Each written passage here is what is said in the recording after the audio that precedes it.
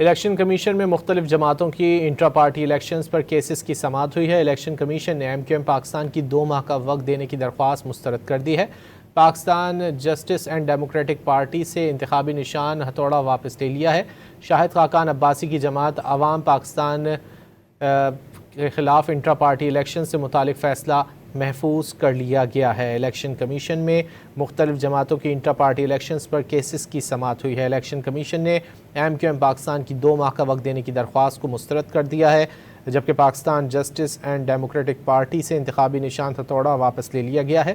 شاہد خاقان عباسی کی جماعت عوام پاکستان پارٹی کے خلاف انٹرا پارٹی الیکشن سے متعلق فیصلہ بھی محفوظ کر لیا گیا ہے۔ الیکشن کمیشن میں ایم کیو ایم پاکستان کے انٹرا پارٹی الیکشنز پر کیس کی سماعت ہوئی ہے۔ الیکشن کمیشن نے ایم کیو ایم کی 2 ماہ کا وقت دینے کی درخواست مسترد کر دی۔ تفصیلات جانیں گے امیر حمزہ سے۔ امیر حمزہ بتائیے۔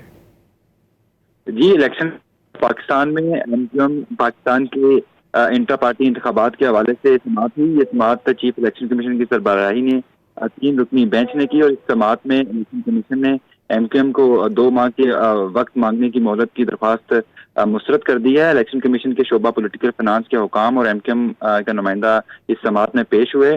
ڈی جی پولیٹیکل فائنانس مسعود شیروانی نے دوران سماعت یہ بتایا کہ ایم کیو ایم پاکستان نے آخری انٹرا پارٹی الیکشن 16 اکتوبر 2021 کو کروائے، اور ایم کیو ایم کے آئین کے مطابق 4 سال بعد 16 اکتوبر 2025 کو الیکشن ہونے تھے۔ تاہم الیکشن کمیشن نے ایم کیو ایم کو 16 جنوری 2026 تک الیکشن کروانے کی مہلت دی تھی، اور چونکہ ایم کیو ایم یہ الیکشن نہ کروا سکی تو الیکشن کمیشن آف پاکستان کی جانب سے الیکشن ایم کیو ایم کے جو انٹرا پارٹی الیکشن ہے ان کے 2 ماہ کے جو انہوں نے وقت کی مہلت مانگی تھی اس کی درخواست مسترد کر دی ہے۔